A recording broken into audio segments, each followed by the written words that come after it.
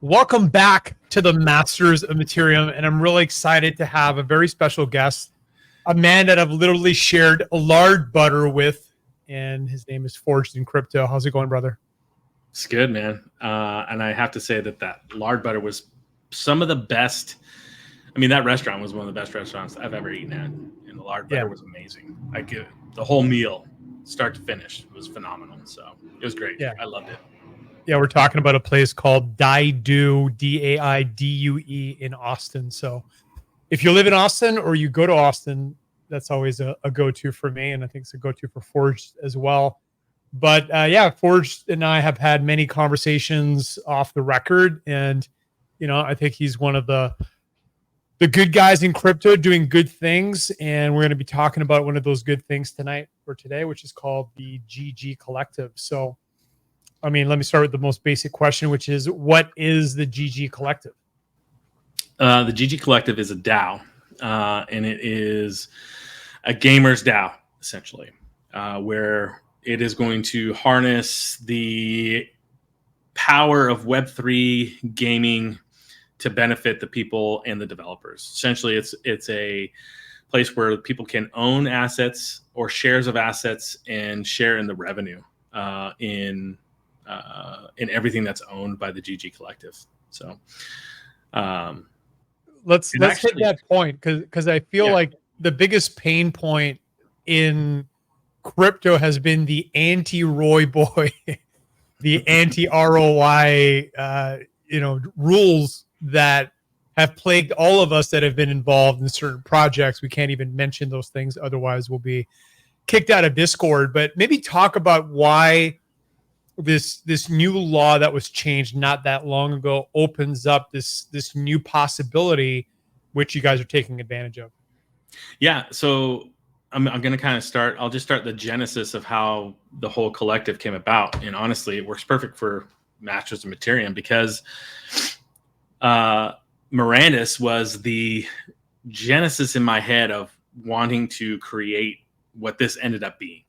And that was because of the assets that were being sold in Mirandus. And I just told this story to McCarthy on Monday when we went live for the funding round with GG Collective. And he didn't know that, the idea of being able to, everybody wants to own a Citadel, right? Or even a Town of the Duke, some people own too, but everybody wants to have a piece of that. And, when it sells for 100,000, $1 million, $10 million, these things, they're out of reach for the majority of people, but they still want to be a part of that. And so it started with let me tokenize it, right? And which is fine.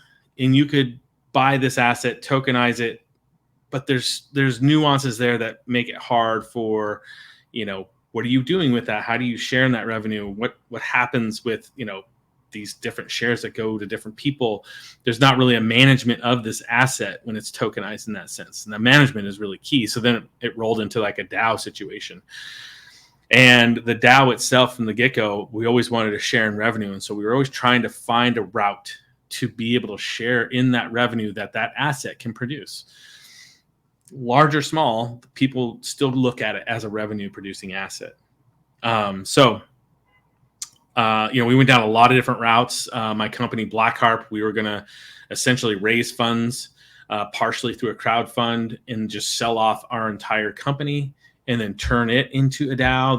That really wasn't making sense in that whole avenue with the amount of work and effort we put into it. It didn't make sense in that area. So we started to make its own DAO. And then when Jesse started Seed Starter, it gave us the opportunity to crowdfund and tokenize the entire process and share. Now you can share in a tokenized security, essentially. And now you have revenue share and you have, we're implementing voting rights. So the two main things with the token, it comes in there. So that's years in the making. That's came all the way around to this. And now we're finally live and moving forward. So yeah, that's huge. Now, people that invest in the GG Collective, do they need to be accredited? No, this is a crowd fund, so they do not have to be an accredited investor. They do have to KYC. So again, in the States, to be able to invest in any type of crowdfund, you have to know your customer, which is KYC. And so through Jesse's platform, you're able to do that. It's fairly easy. It's painless. I know a lot of people don't like the idea of KYCing in crypto, and I totally understand that and respect that. And there's a lot of projects out there that you don't have to, whether they're legal or not. I don't care. I wanted to make sure that this project was legal in the U.S. to be able to go this route, and so that's why we did it. That's huge, because one of the reasons why the rich get richer is because they have access to certain deal flow that a non-accredited investor does not have. And you guys are basically opening up the doors to certain investments that they could never do otherwise. So it's 100%. awesome. Yeah. Yep. Now, you just made a major move with the acquisition of the T1 Titan, which is a Titan asset or a Titan ship in a game called Star Atlas. And I'm sure a lot of people are wondering, why did you choose to do that move? Because it's a big one. It's funny because I just was down here at GDC, and I saw Brink, and I was going to go talk with him. He goes, "What's up, Mr. Star Atlas?" Is that what he said? He did. It was kind of funny because I have been trying to purchase a Citadel. That I wanted that to be, because again, I know Mike McCarthy. He's been a good friend of mine for the longest time, and he's been on board for me getting it. And the timing just hasn't worked out, whether it be on my end or on GALA's end not working out correctly. It just was never made available to what was suitable for both parties. And you came to me, and this was a while ago. This is I don't know, was it summertime last year? Might have been. But you're like, you need to talk to Michael Wagner.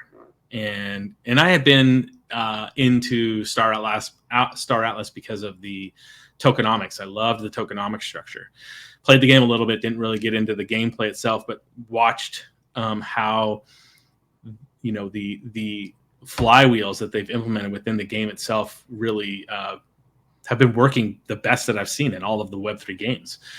So it really got me excited about that end. And so I was, investing, into different assets there, mostly, the Atlas token, Polis token.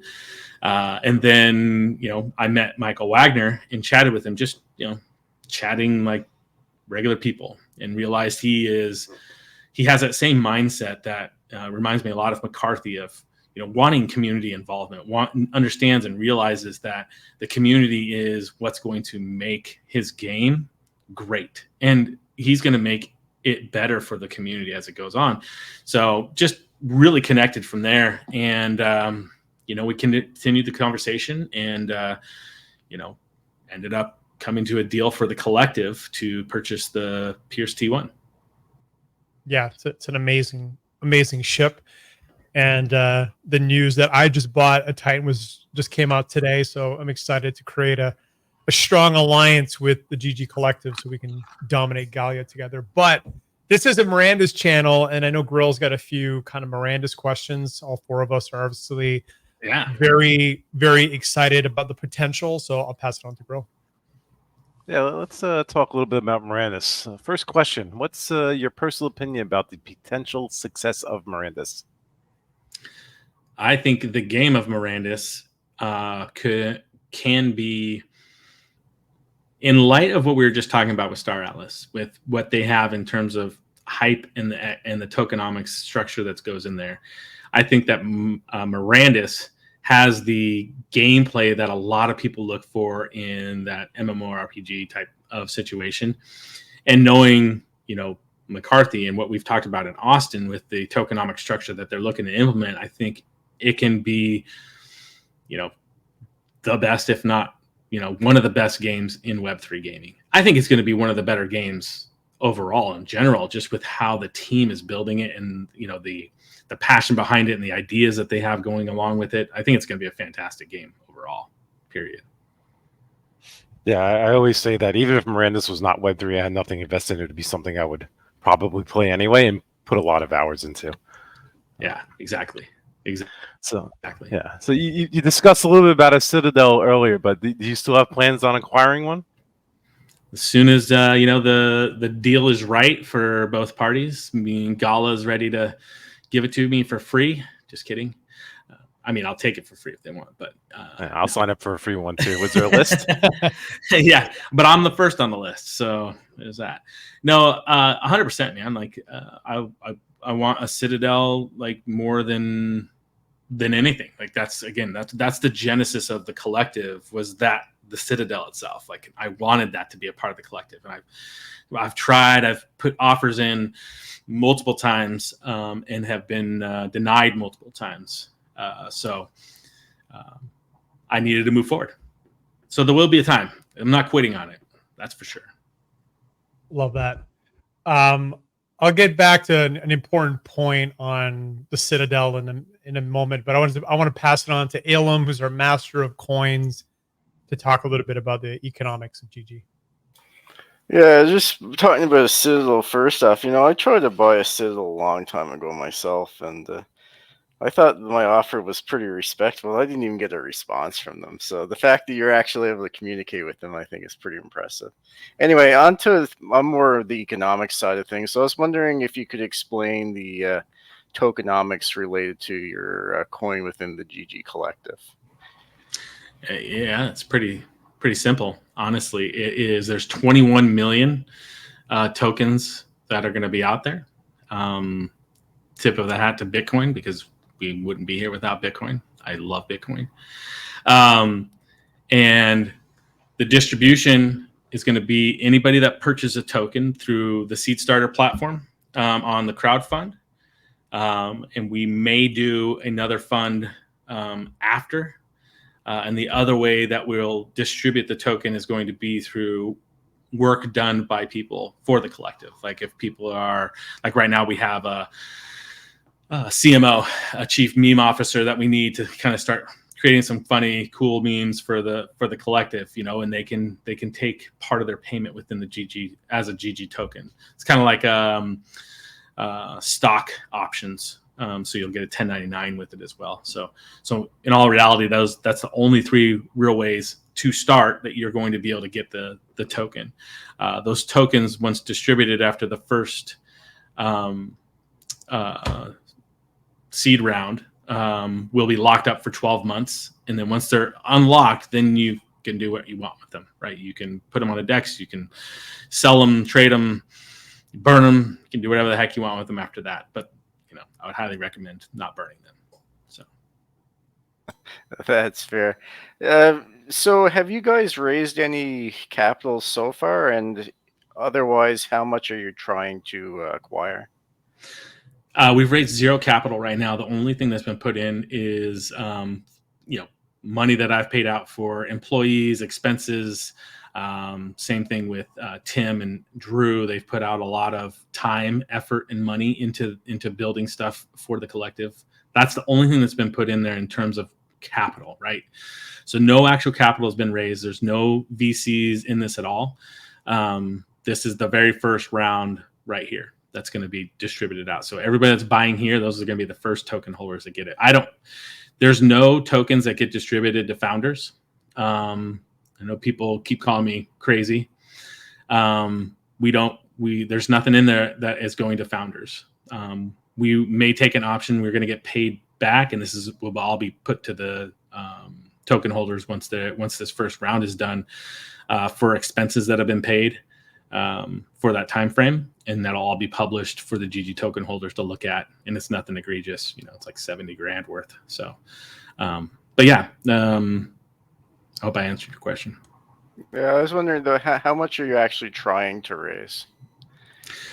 Well, the first is a $5 million raise. After that, we want to utilize the $1 per GG token for people to do some work for us. We've got some development work that we're doing on the token itself.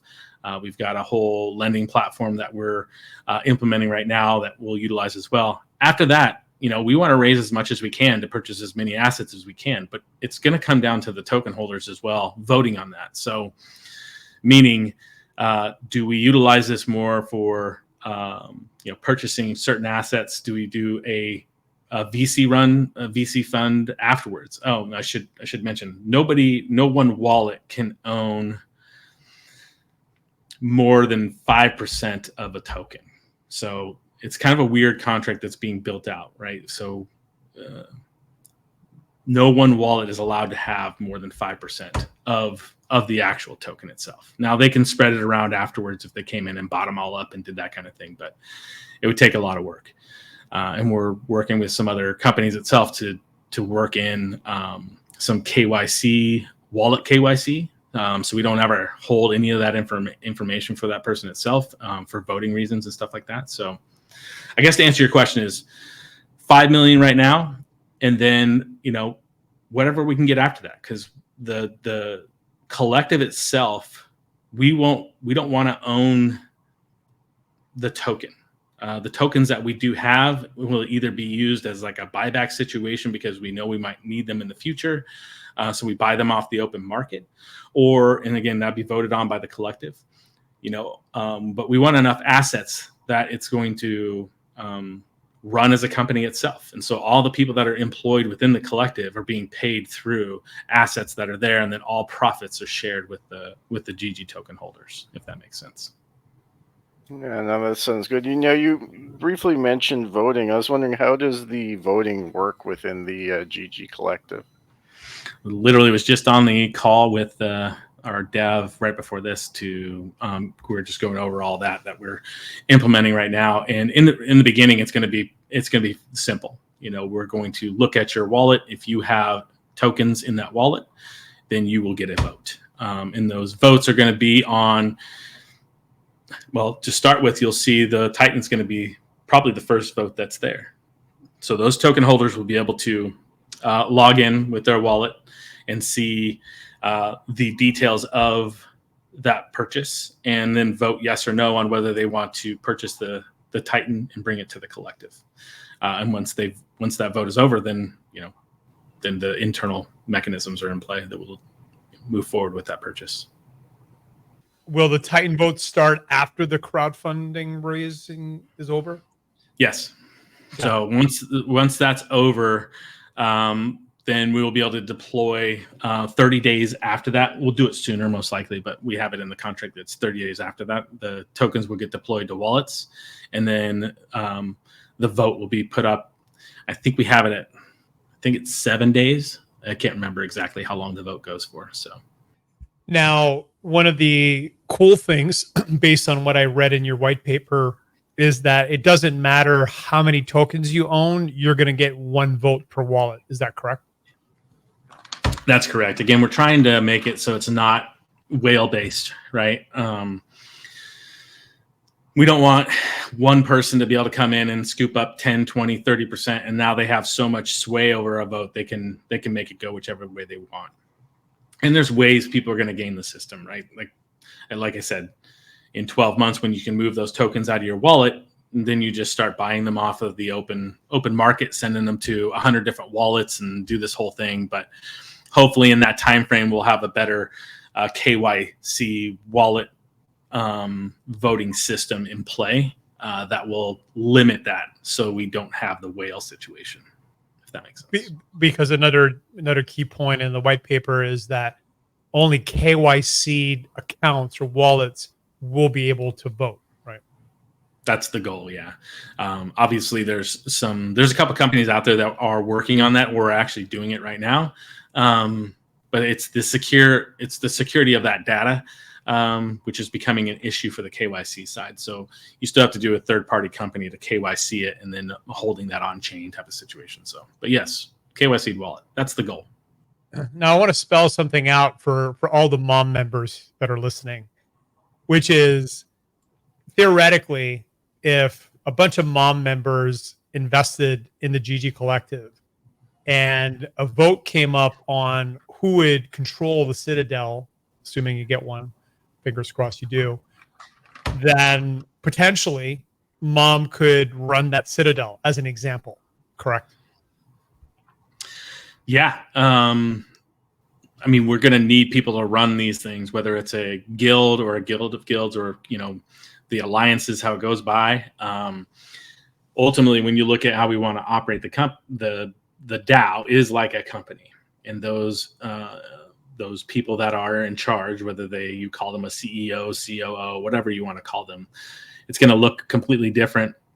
But there'll be some similarities to corporations that they're going to run the day to day, but big decisions like, hey, we have a Titan, hey, we have a Citadel.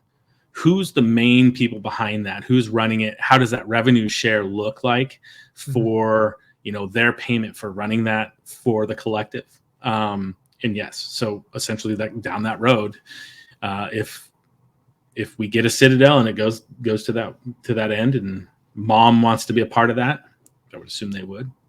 It can happen. Awesome. And again, not financial advice, but I will be investing in the GG Collective. So always do your own research. Curious what else you're cooking up, kind of in regards to other projects, because you and I have talked a lot, and obviously we're both super excited about Star Atlas and Mirandus, but I personally decided I'm just hyper focusing on those two. You're in a different boat because you obviously you want to be deploying a lot of capital. So I'm curious if there's been other things that have caught your attention. For sure. And, right now we're focusing on the game side of things. We are working on an NFT lending platform for Star Atlas. That will be hopefully deployed, and partial revenue that comes in through that will go to the collective, right? So it's not a game, it's just a revenue generating asset per se. Nodes as well. Like there could be different game nodes out there that are providing passive income that the collective feels would be a good investment to put their capital towards. So we're building internally. We have games that we're building internally. There's other games that have shown interest that want to come on board to be a part of the collective to generate revenue as well. So yeah, a lot of different angles that we want to deploy capital into and generate revenue, but also generate they have to work for the collective and the community itself.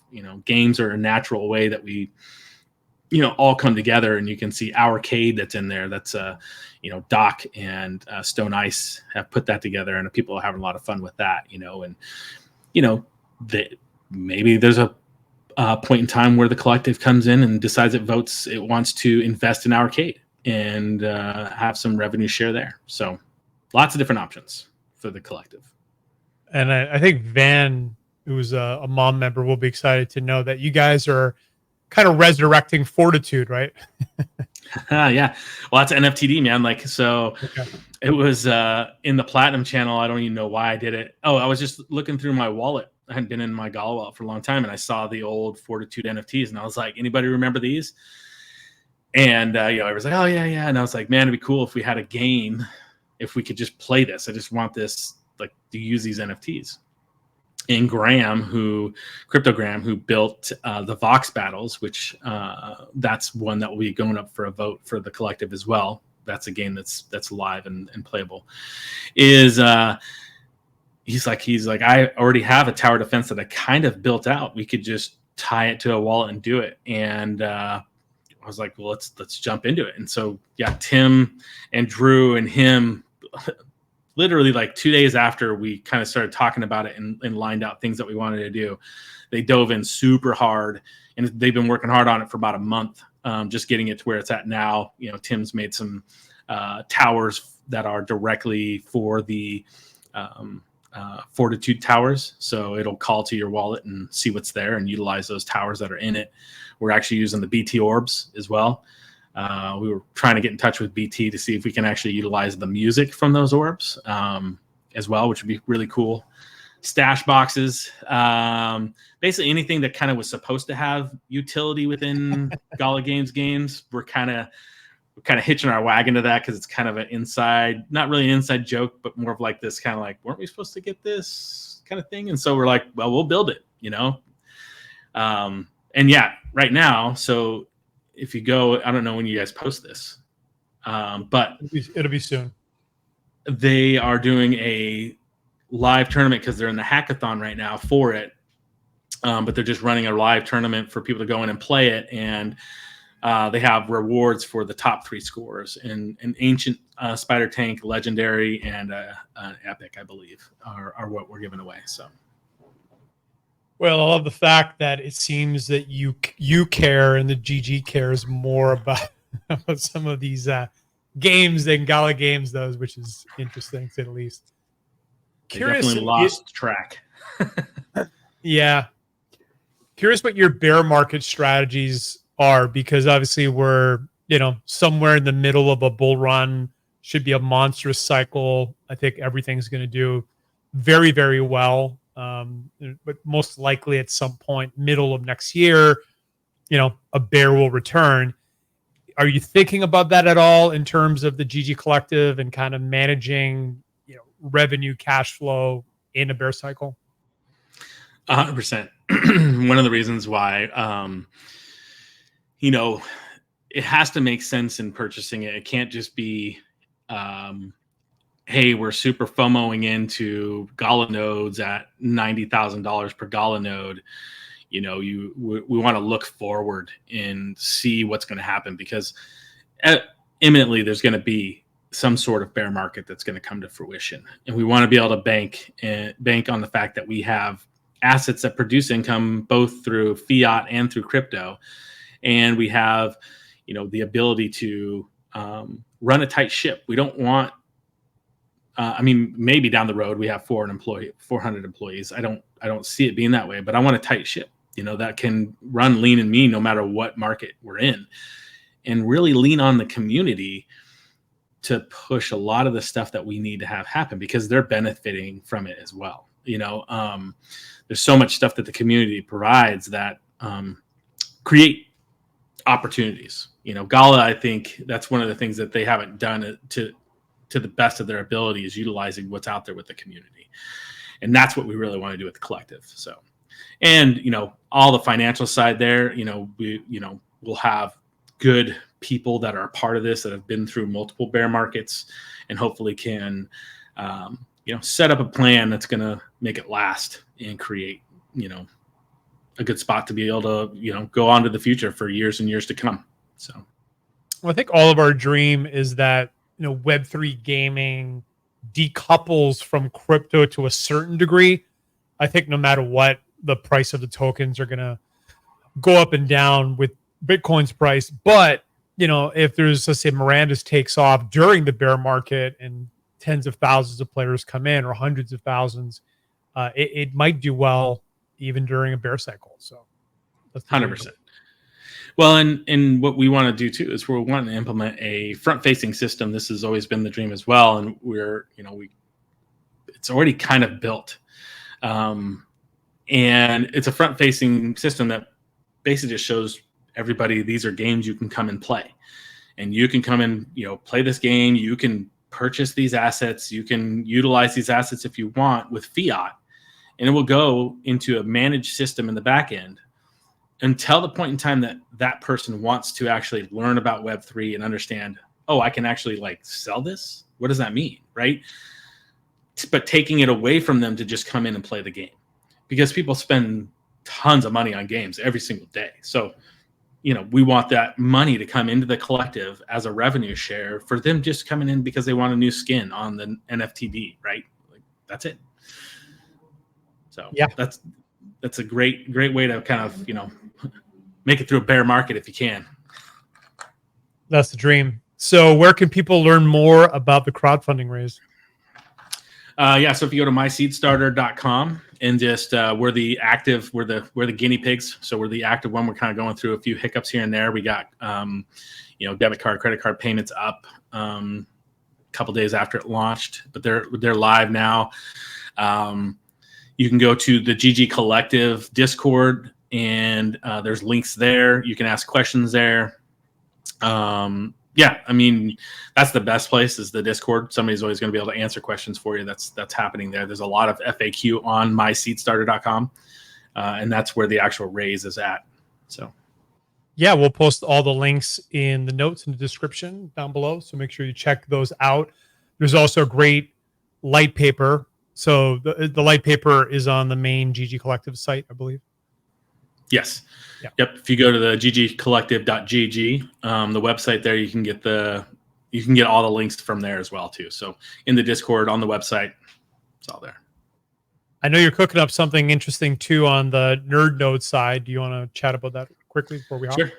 We're going to be launching a DPIN network. So actual DPIN, not just like what people keep calling BTIN. So DPIN is decentralized physical infrastructure.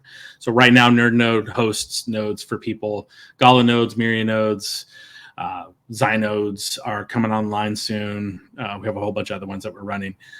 But what we want to do is deploy an actual physical infrastructure. And the reason behind that is to decentralize the network. So there's two sides to decentralization. In my opinion, you have the physical side, which is what we want to deploy out. And these are they're basically going to be, I don't even know. Hold on one second. I'm going to go grab it for you. I can show you what it looks like. Awesome. Maybe. Let's see if I can get it out here. But I did see a pic, and it does look cool.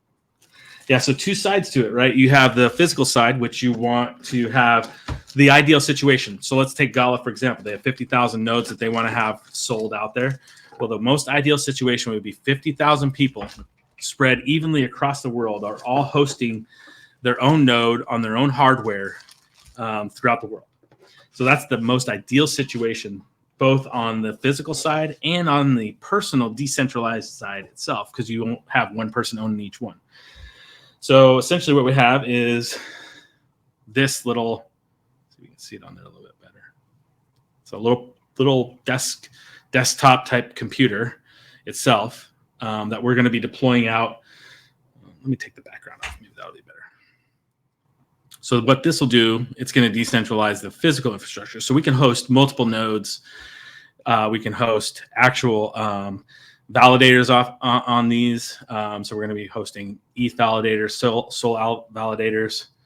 So you can see it here. Nice. And you just plug it in the wall and plug it into your internet, and that's it. So the idea is we just literally would plug it into the power, plug it into the internet. You don't have to do anything. It's going to be fully controlled by Nerd Node on our end, and we'll run nodes for. And again, while I'm down here talking to different games that want to launch nodes, we're going to do specific game node launches. So some of that box there might change a little bit for specific games because they want GPUs and a certain amount of hardware that's on there. And so there'll be those boxes that'll go out. We'll still control the software on there and utilize the extra hardware to be able to run other nodes and validators and everything else like that, but spread them out across the world. So that is we should be getting all of our white paper, roadmap, all that kind of out to people. What is this? We're in March still. So I would expect sometime in April, people will start to see that. And then the sale will go live in May or June. And then basically 30 days after that, those sales start in, you'll start to see those nodes get rolled out and sent out to people and deployed. So. Love it. Grill, Elam, any final questions for Mr. Forged? No, I learned a lot. I didn't know that much coming into this, but now I have some idea. Thank you. Yeah. Anyways, if you're interested in learning more, check out the links down below. And of course, if you want to join the most powerful, biggest guild in Mirandus, go to mastersofmaterium.com, link down below, join our Discord and join the guild. So guys, enjoy GDC Forge, and make sure to say hi to Michael for me. All right. I will. All right, guys. You guys take care. Thanks.